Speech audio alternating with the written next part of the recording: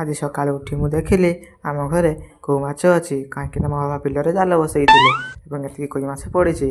ତାପରେ ମୁଁ କଲେଜ ଯିବା ପାଇଁ ବାହାରି ପଡ଼ିଲି ଏବଂ ଗାଧୋଇତେ ଗଲାବେଳେ ଆମ କୃଷ୍ଣା ତାର ପ୍ୟାଣ୍ଟ ସଫା କରୁଛି, ଆପଣମାନେ ଦେଖିପାରୁଥିବେ। ଆମ କୃଷ୍ଣା ପାଇଁ ଗୋଟିଏ ଲାଇକ୍ ତ ହେବ, ସେଥିପାଇଁ ଆପଣମାନଙ୍କୁ ସବସ୍କ୍ରାଇବ୍ ମଧ୍ୟ କରିବାକୁ ପଡ଼ିବ। ତାପରେ ମୁଁ କୃଷ୍ଣା କତିରୁ ଆସି ଗାଧୋଇ ପାଧୋଇ ସାରି ଏବଂ କଲେଜ ଯିବା ପାଇଁ ବାହାରି ପଡ଼ିଲି। ଏଇଟା ହେଉଛି ଆମ କଲେଜ ୟୁନିଫର୍ମ। ତାପରେ କ୍ଲାସ୍ ସାରି ଆମେ ବାହାରକୁ ଆସିଲାରେ ବହୁତ ଖରା ହେଇଥିଲା ଏବଂ ମୁଣ୍ଡ ମଧ୍ୟ ଗରମ ହେଇଯାଇଥିଲା। ମୁଣ୍ଡ ଥଣ୍ଡା କରିବା ପାଇଁ ଥଣ୍ଡା ଟିକେ ପିଇଦେଲେ।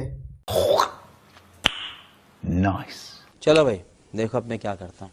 ତ ଆଜି ମୋ ବାପା ଯାଇଥିଲେ ମାର୍କେଟ ଆଉ ମାର୍କେଟରୁ ନେଇ ଆସିଥିଲା ଗୁପଚୁପ। ମୁଁ ବସି ଗୁପଚୁପ ଗୁଡ଼ାକୁ ଶୀଘ୍ର ଶୀଘ୍ର ଖାଇଦେଲି।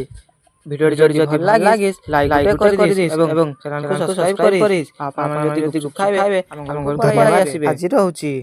ଭିଡ଼ିଓ ଯଦି ଭଲ ଲାଗିସ୍ ଲାଇକ୍ ଗୋଟେ କରିଦିସ୍।